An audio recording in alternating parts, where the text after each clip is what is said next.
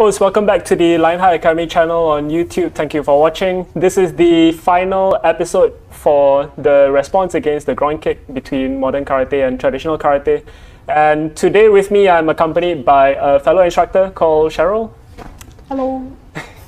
And the reason why I bring Cheryl today is that if you remember in the groin kick episode, right, we briefly talk about a situation in which somebody would deliberately throw you a groin kick. Okay, to put it into perspective, the groin kick as a physical technique or as a physical assault is being used by somebody because they feel that it is one of the most effective way to debilitate a person. Okay, and if somebody warrants that kind of force to be inflicted on another person, that means the other person really did something that the assailant feel, is deserving in that sense, if you get what I mean. And I think one of the common situations in which I always hear that a groin kick is being used deliberately is in cases of sexual harassment, or in the cases where, as a person, I really feel threatened.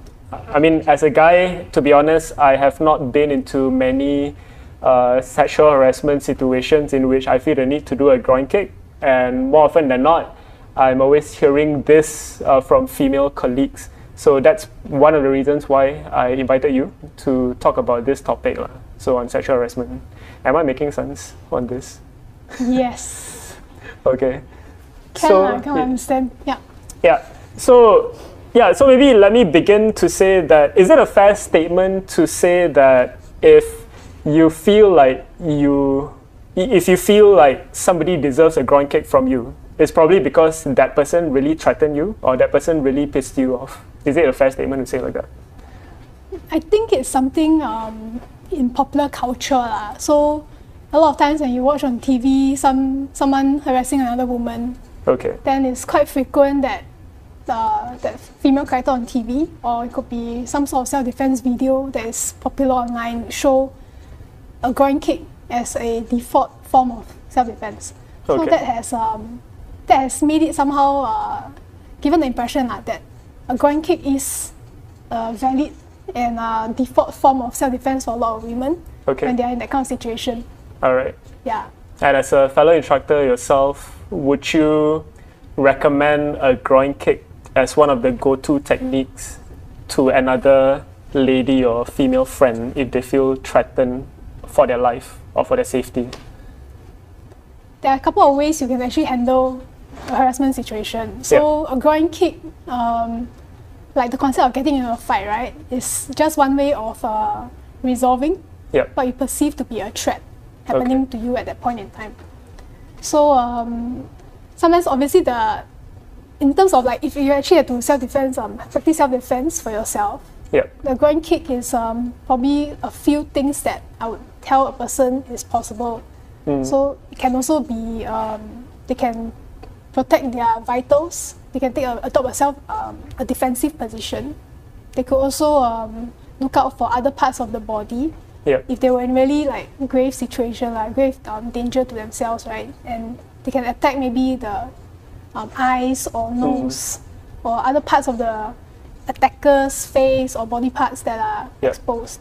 So a groin kick is not the only default way that a woman can use to protect themselves in that kind of situation. But also I think something logical would be for women to understand that I think groin kicks are something you have to apply only like at the critical stage. It's kind of like when you really feel like your life is in danger and you really want to inflict enough pain or some sort of shock to get yourself to safety. Yeah, so I feel like maybe, for example, if last time I used to work night shifts and my colleagues had a valid fear of what would happen to them when they went home at night.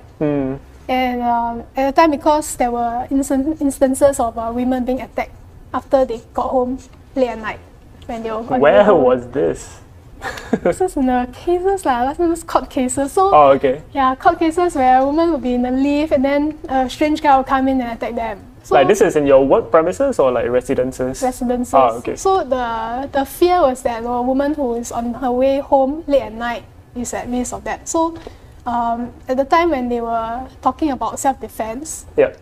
some things that we discussed is the fact that you also have to be aware of your surroundings.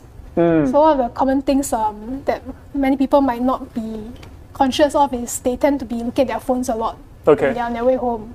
Or even if they're like just walking around outside by themselves, then they don't notice that someone's following them, or they don't notice that someone is behaving suspiciously around them. Yeah. So if they could have if they were more watchful, there are some things that they could do to get themselves out of that situation without having to resort to actually fighting the person and using a groin kick or some other technique. So that's one way. Other ways is actually thinking about non-violent ways to resolve the issue. Okay. So one way is I think, for example, they could, if they felt like they were at risk, they could have someone's contact number at hand, or they could maybe make sure that they're not traveling by themselves if they feel really unsafe. Okay. Yeah, so some preventive measures that could make them feel safer. Right. Okay. So it's pretty much like what we've been talking about, right? When it comes to self-defense, I know as karate practitioners, as martial arts practitioners, our mind are ingrained to go physical first when something happens. But really, when it comes to self-defense, as what you mentioned, there's nothing better than having good sense of awareness and judgment of your surrounding wherever you are, and non-physical approaches to resolving conflict should always be considered first before you consider physical altercations or physical techniques, right? And even so, like what you mentioned, groin kick, knowing how it could seriously debilitate a person, at least in our perception, it should be considered as one of the last resorts to be used when it comes to self-defense, as what I understand from you, right? So we are jumping a bit ahead of the cart. Is that right? The horse before the cart. Putting the cart before the horse. Yeah, putting the cart before the horse. Yeah, we are jumping a little bit ahead. So I want to go back to the topic of on sexual harassment, right? So to start off very simply, what do you feel is the definition of sexual harassment in your own words? Broadly speaking, harassment should be when someone puts someone else in an uncomfortable or difficult position. So causing them to feel some sort of stress. Okay. Or to feel like they are not safe. Yeah. So sexual harassment is just a subset of that, in which the threat, the perceived threat by this person who's receiving it is of a sexual nature. Okay. So it can be something targeting their gender or targeting parts of their body that makes them feel unsafe or objectified. Yeah. So obviously the caveat is that sexual harassment happens to men as well as women. So, Yep. Yeah. Yep. So that's why it's I think it's helpful to point out that even women are able to put men in a position where they feel harassed. Okay. Yeah, whether it's sexually or not. Okay. And especially in this day and age where we talk about gender fluidity, would you agree that would you consider as being possible if another female makes another female uncomfortable, that would be considered as sexual harassment as well? Yeah, I mean the gender part doesn't really the gender of the one causing the harassment or the one receiving it is not actually relevant here. It's more about how the one receiving it is feeling.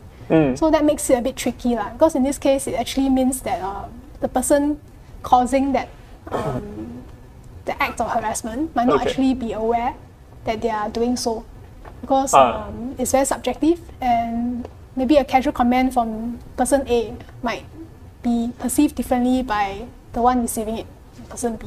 Okay. So that's an interesting point, because a lot of us always think that well, I don't know whether it's a lot of us, but sometimes we always think that sexual harassment is deliberate, in a sense that if I behave inappropriately towards you, in a sense of making sexual advances, that is considered as sexual harassment. But sometimes I might be behaving in a way that unconsciously is making you uncomfortable, and that can also be considered as sexual harassment, right? Especially in Singapore, where I guess we are quite a cosmopolitan society. You have people from different cultures, from different parts of the world, especially nowadays, where in their culture it might seem to be normal and okay to behave in a certain way, but to the locals it might feel the other way around, and I guess that can be seen or felt as sexual harassment also, if I may put it that way, I think. Yeah, it's possible. Okay, so now that we kind of have a mutual understanding of what constitutes as sexual harassment, and it can be something done deliberately, of course. It can be something that it's either not deliberate, because we didn't realize that we are behaving it we are harassing somebody in a certain way without realizing it. Let's put it into a martial arts practice context, right? Like for both of us, we practice karate, okay? And in our karate classes, we have people of different ages, people of different genders, and at least in our practice, it can be quite physically, it involves a lot of physical contact, okay? Based on your experience as both a karate practitioner as well as a karate instructor, especially in a position where students or participants feedback to you regarding their individual experiences. Have you come across experiences of sexual harassment or heard of situations of sexual harassment from your participants? Of course, you don't have to drop names, but I'll just generalize it. Yeah. Generally speaking, because we practice grappling, inevitably there's a lot of physical contact. And I think actually even in sports in general, physical contact is very prevalent, even if you're not actually performing a sport. So for example, there are actually cases of in the past of athletes in other sports who have been molested or sexually assaulted by their sports, their therapists or their masseuse after the session. So in the context of sports, actually it's very grey because there are a lot of opportunities, actually risks, where a student might feel like they are put in an awkward position where they might be at risk of having sexual advances made on them. Okay. Yeah, so I think a lot of these instances usually originate because I hope not because of malicious intent, but more because of a lack of awareness on the part of some participants. So awareness might be because they don't realize that in the heat of practicing, the way they move or the way they handle their partner comes across in a very uncomfortable manner. So that causes some students to feel like they might be in a situation where they feel harassed or unsafe. And it need not actually be sexual, because it could also be where they feel like they are put in danger because maybe the participant that they're practicing with is too rough or not able to control their strength. So in cases like that, they might also feel harassed because they feel their physical well-being is in danger, put at risk. So I feel like maybe in those cases, communication is key. It can be helpful to first raise some awareness among participants in general. So the instructor giving awareness to participants practicing. It can be, I think, as simple as just setting ground rules. Like when we tell you to do a certain technique, and we say this is how you practice the technique, you stick to it, and you don't try to modify the way you practice with your partner, because any sudden changes from you might come across as might be dangerous because the recipient, the one practicing with you, might not know how to anticipate or how to react to it. And also, it's also best that everyone is aware of the safety measures. So this can be things like when they practice, they make sure that they hit areas where we have described them to hit. So it can be making sure that when they do a high kick, they kick above the chest, above the belt.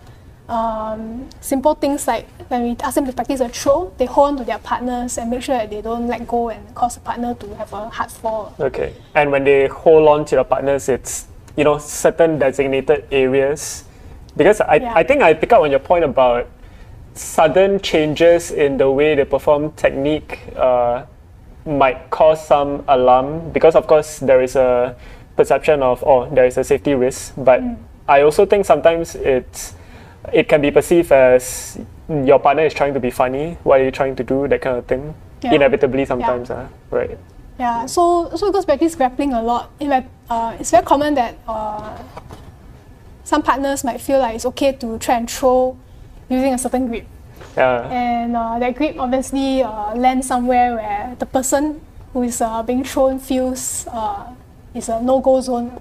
So actually, because the movements usually tend to be quite fast, every time sometimes we practice, we speed up. So there's a high chance that the person causing this offense might not even have noticed that they were doing it. So that's one of the challenges. So I think communicating is very important, because at the point of time, the one who feels like they are very uncomfortable in the situation can either put some distance between them and their partner. Can talk to the instructor, maybe ask for some advice about maybe practicing by themselves or with someone else, or they can flag up to us, and then we can reiterate the techniques and make sure that there isn't any behavior that can be construed as something funny. And I think this is a good point to reiterate again to you, regardless of what school you belong to, what club you belong to.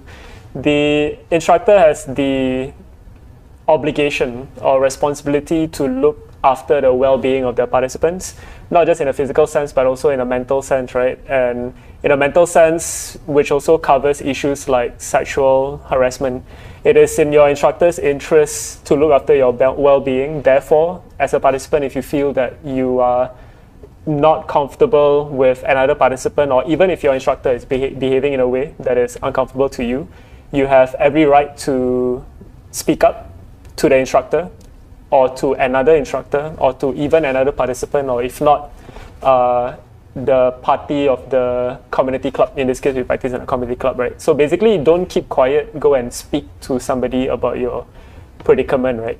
Because I think situations like this, especially of a mental nature, when you keep quiet and it accumulates, it can fester into something else that's even bigger a problem than what they are facing right now, if I were to put it that way. I like to assume that people usually don't have a malicious intent when something bad happens. So most of the time I would try to give them a benefit of the doubt.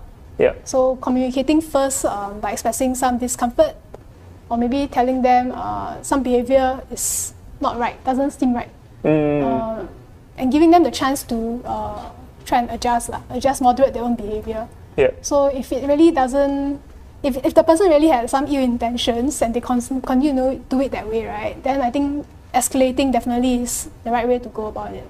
But I think also it's quite important that instructors in general be more aware, train themselves, I think educate themselves on best practices about handling harassment issues, understanding what constitutes harassment in this day and age. Because although the martial art we practice is quite traditional, some of the techniques that we talk about come about from many years of past decades of practice. Participants coming to us are younger, and they might also be more aware of their rights as a person. So it's only right and responsible for instructor to be aware of all the nuances of people-to-people relations, Okay. And being aware of this, of all these considerations can make you better equipped to handle any situation that arises a lot better. So for example, not responding in a way that makes the person talking to you feel like they are not believed, or feeling like their concerns are not important. Yep. Yeah, because that can fester a negative environment also eventually. Okay. That's a good point. Actually, in fact, for me personally, I would encourage anybody, if you're teaching sports, to at the very least enroll yourself in the Sport SG, what they call it, the SG Coach Level 1 at the very least. Not that they are paying me to say this, but I think in that coaching training of SG Coach Level 1, there is a particular module that covers on values and ethics. And in instructing any sport or even any activity, including martial arts, it is an awareness that is quite essential to have, right? And Cheryl was saying that, you know, more often than not, we try to give a benefit of a doubt that the person who is causing you stress in terms of sexual harassment might not have malicious intent, right? But also giving a benefit of a doubt that if they have malicious intent, and you just keeping quiet about it, it will make them feel that, you know, what he or she is doing is perfectly fine. So that's why I think there is a need for you to speak up, for you to make it aware that that particular behavior is not okay. Because if it's not being done on you the second time or the third time around, that particular behavior might transfer to somebody else. I think earlier I mentioned, right, that harassment can come from both men and women. But I guess maybe it's a fact that majority of harassers tend to be male. Probably because of their authority or maybe because of their bigger size. So my question to you is actually, if a student actually comes to you and asks for advice, maybe they have been accused of by another student of some misbehavior, so what will your response be, or what will you actually tell a male student? Well, as an instructor, I would consider it on multiple levels, right? Or I'll take multiple considerations, okay? What I would do is that I would have a third party or third parties to help mediate the situation wherever possible, okay? I would ask the male and female participant to come together in a discussion with me present and with another female instructor, or at least another female third party to be present, because I don't want it to be a situation of, you know, it's a male versus female kind of thing, right? I mean, I'm coming from the point that we are more comfortable with people of our own gender, especially when it comes to sexual harassment. And after we establish that baseline of comfort, and then the people involved would be more comfortable to speak about it more objectively. So I think that would be my first step, to get things onto a discussion wherever possible. Okay, and when the discussion happens, it is to be as objective as possible as a third party to help mediate the situation. So for example, coming out with questions about, based on what the male party have said, is that he is being accused of behaving in a sexually inappropriate manner. Can you give an example of what actually happened, you know, without me as a third party not taking sides, okay? And basically I would let the discussion to be as objective as possible, to get down to the root cause as much as we can, and to be able, you know, to settle it as amicably as possible, at least within our circle, right? If truly it's beyond of our power or beyond our expertise to handle this, I would be happy to forward it or to escalate it to another party who is more expert in dealing in this kind of situations. Yeah. But basically, I think my main response is that I don't want it to fester into something that is illogical or non-objective anymore. And I don't want it to be, you know, a battle of accusations, basically. because the issue might just be an issue between two people, but if hearsays gets multiplied elsewhere, it can affect the whole class, or even tarnish the brand or reputation of the club and organization, right? Actually, what you talked about was getting them to talk together lah. But what if they don't want such maybe a confrontational kind of situation? I know it's a safe situation, a safe space where you want both parties to talk together. But I think because of the nature of harassment, but even non-sexual harassment, some people who feel harassed might not want to confront.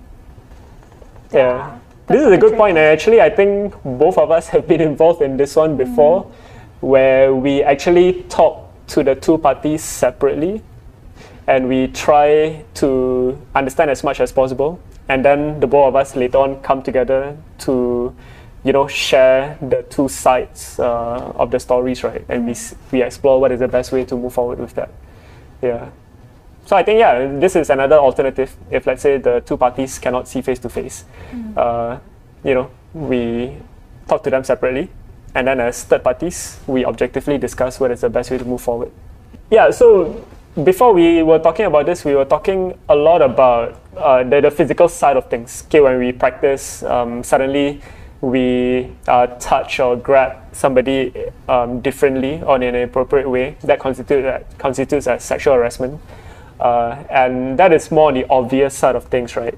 But I've also heard of situations where sometimes it's not just about things of a physical nature. It can be things about that is non-physical, specifically something that is verbal.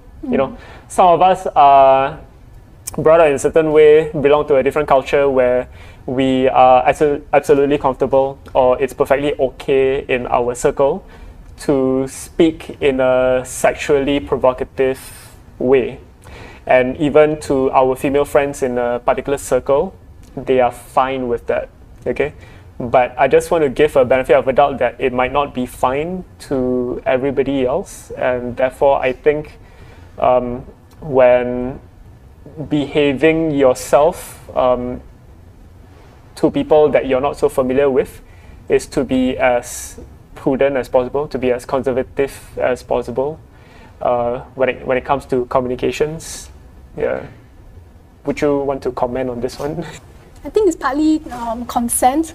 So actually it can be a case of some friends might be okay with certain topics being discussed, right? But after that, maybe for whatever reason, some members of that group might no longer be comfortable anymore.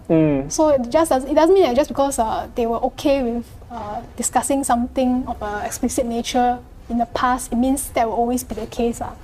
So I think in this case where a person feels like they no longer feel comfortable having such topics discussed around them, I think it's quite important for them to actually flag it up, just to communicate it, just to share that they don't feel comfortable anymore. And hopefully their friends or the people that they practice with, practice karate with, might understand it and then moderate their behavior around them. So it's a two-way thing. So I think one side has to share that they don't feel comfortable, and the one receiving it has to take it in a positive mindset, rather than feeling defensive or feeling like they've been rejected in some way. Maybe it's a way for them to think about what other more healthier outlets they can find in terms of bonding with each other. I concur with your sentiments on this one, because more often than not, I mean, speaking to a whole bunch of people, right? When we talk about the topic of sexual harassment, suddenly we feel that actually a lot of things we do can constitute as sexual harassment, and we therefore need to tiptoe around people we're not so familiar with. So the question is, does it really have to come to that? We suddenly behave in a very super conservative manner, especially if once upon a time, us by nature is just so outgoing. We like to build rapport with people, and some of us are more comfortable breaking that social barriers more than others, right? And on this probably I would say that, for people you are not too comfortable with, or rather people you're not too familiar with, maybe meeting them for the first time, is to communicate to them in a gradual manner, take time to know each other, ask questions to understand what are the social boundaries that the other party would cross or would not cross or something like that. And when in doubt, like what Cheryl mentioned, I think it is important to ask for consent if you want to talk about a particular topic, or even in karate practice, if you want to perform a technique in a different way, ask that person whether, is it okay if I practice it like this? If you're not, I will practice with somebody else, something like that. Yeah. Okay, so with that, we have talked quite a bit about sexual harassment. Specifically in our case, is sexual harassment in martial arts practice or karate practice. We've talked about things like, sexual harassment can happen to anybody regardless of your gender, male to female, female to male, male to male, female to female. It's not really about a gender, it is about the behavior that is being inflicted onto the person, right? If it causes stress onto the other person, it comes across as harassment. If it's of a sexual nature, therefore it's sexual harassment, right? If I were to put it that way. So it can happen to anybody. We have also talked about the importance of communication. If you are the one being stressed out because the other party is behaving in an inappropriate way, it is important for you to speak up, regardless whether you feel that the other party is being malicious or not being malicious. Okay, because things that you don't speak out about might fester into something else if you keep it internally. Number 3, we also talk about people in general. In martial arts practice, is to be mindful of the other person. If you're not sure if the other person would be comfortable or uncomfortable or something, it's always good to ask, to just set a baseline. And even before we talk about these 3, we touch quite a bit about self-defense, right? Okay, where we talk about awareness and judgment is important. Non-physical ways of resolving conflicts should be the first way to go. If anything else fails, then your physical skills will come into play. But I think also to put it into context so as not to have this misconstrued in any way, is that sexual harassment, or rather being attacked in any way, whether it's in a form of sexual harassment or being assaulted or being kidnapped or being whatever, okay, can happen to anybody. It is not only to females. So it is not to say that if you're a female, you have to be extra careful because it will definitely happen to you. It can really happen to anybody. And the strategies of awareness, non-physical and then physical ways of resolving situations really applies to anybody, regardless of who you are. Yeah. Would you like to add anything to that? Did I put it into a better context? I think it's important to understand that in terms of self-defense, right? I think a lot of the ways women tend to see is they feel an obligation to learn more things to protect themselves. Yeah. So sometimes it can feel like because of this kind of popular culture, the woman has to do more to protect themselves from being attacked. But of course, to set in context, right? Of course, the legal system, the way society treats men and women in such situations also plays a part. So like the way men who have been accused of certain crimes might be perceived to have received lighter sentences because they have strong academic credentials, right? Some of those situations. Or a woman who is blamed for inviting assault because she was wearing a short dress. So obviously those are societal issues that need to be tackled, and I think it's good that I think a lot of younger people are more woke or more aware and speaking out about it. Okay. So the first thing, and I think a basic fundamental issue about self-defense is being comfortable and confident to express yourself and to let people know, whether they are friends or not, whether you're comfortable with something being said or done to you. Okay. So yeah, in short, self-defense, it's not just a responsibility of whether you're male or female, it's really to everybody, because I think the thing that gets people is when they start to take things for granted. Okay? Whether they are male or female, you start to take things for granted, you start to feel that it will never happen to me, and when it does happen to you, you have no way out, or you don't have the best answer as compared to if you have thought about it in the first place. So, okay, are you happy with the answers? As far as I can get. Okay, so with that, we end this session talking about sexual harassment, especially in the karate and martial arts context. If you like this video, click like, share, and subscribe. And if you'd like us to talk about further topics that goes beyond the physical topics or physical skills of karate, feel free to let us know in the comment box down below. This is all for you as part of the karate community. And with this, we hope you enjoy karate more.